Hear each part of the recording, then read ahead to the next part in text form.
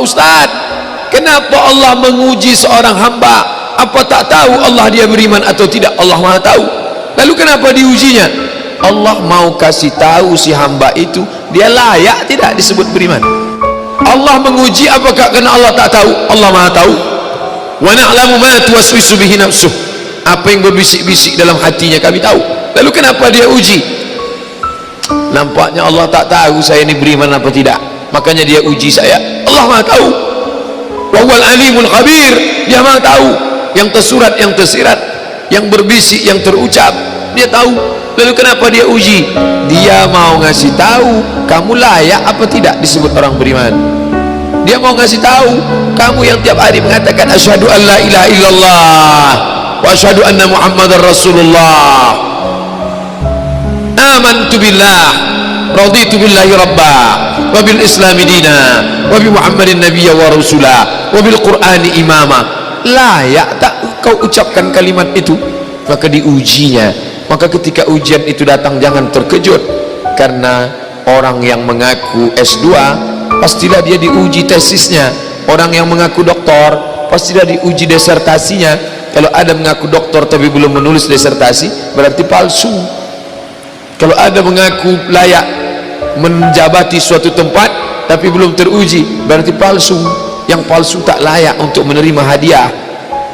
Bapak Ibu yang dimuliakan Allah Subhanahu wa taala, maka ketika ujian itu datang, pada hari silih berganti itulah datang ujian. Wala nabluwannakum bisyai'im minal khauf. Kami uji dia dengan takut. Ujian yang pertama khauf, takut.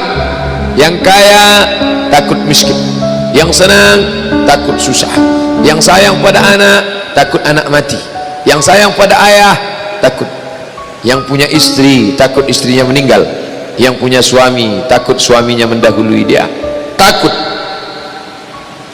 Apakah takut itu bisa membuat orang menjadi kafir? Ya, saking takutnya miskin menghalalkan segala cara yang mestinya bukan hak milik dia, dipindah alih nama, menyogok riswah, memakan dengan cara batil. Mengapa orang menjadi menghalalkan segala cara? Yang pertama karena takut. Betapa rasa takut kalau sudah menguasai orang, dia bisa membuat orang menghalalkan segala cara. Seorang istri terlalu takut kehilangan suami, bisa jadi dia menjadikan cara-cara yang tidak disyariatkan Allah. Dandanannya tidak lagi menurut tuntunan Al-Quran, raut wajahnya tidak lagi memakai pakaian yang dibenarkan syariat Islam. Apa yang membuat orang melakukan perbuatan haram? Takut. Artis ingin eksis di panggung hiburan, maka dia buka yang tidak semestinya dilihat oleh bukan mahramnya. Apa yang membuat orang takut? Takut, takut, takut. Walanabluwannakum bisyai'im minal khauf. Kami uji kalian dengan rasa takut. Walju', lapar. Lapar, di mana letak lapar? Perut. Berapa panjang perut? Sejengkal. Gara-gara perut yang sejengkal, orang menghalalkan segala cara. Sejengkal perut, sejengkal di atas pusar, sejengkal di bawah pusar. Nafsu perut, nafsu syahwat. Kedua-dua nafsu ini membuat orang menjadi menghalalkan segala cara haram. Mati, sakit, takut mati, takut sakit, takut susah, takut melarat. Wasamarat, takut buah-buahan hilang, takut paceklik, takut kemarau panjang, sampai-sampai meminta kepada setan, sampai-sampai memandikan kucing, sampai-sampai membuat sajen. Gara-gara apa itu semua? Takut, takut, takut. Wabasyiris sabirin. Berikanlah kabar gembira kepada orang-orang yang sabar. Siapa itu? Alladzina idza asabathum musibah. Orang-orang yang ketika dia ditimpakan ujian itu, apa kata mereka?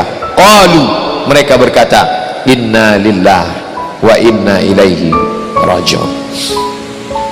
Jangankan harta kami, jangankan anak kami, jangankan suami kami, jangankan rumah kami, jangankan jabatan kami, inna lillah, diri kami ini pun milik Allah, bukan punya kami.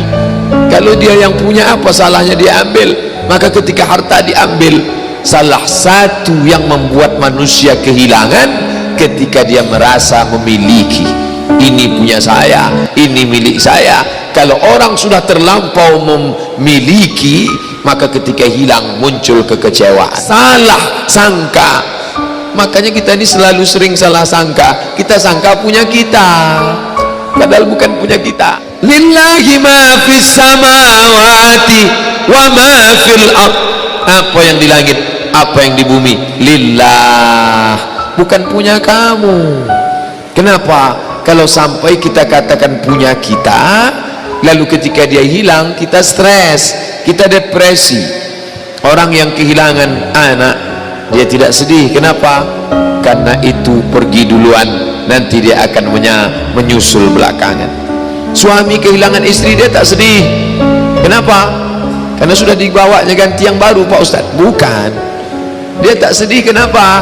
Karena dia tahu nanti saya akan berjumpa dengan dia di tempat yang lebih kekal abadi. Sekarang kalau saya hidup sama-sama dia, dia tua, dia keriput, dia sakit, dia mati. Nanti saya berjumpa lagi dengan dia di mana? Di tempat kekal abadi yang tak pernah sakit, tak pernah mati.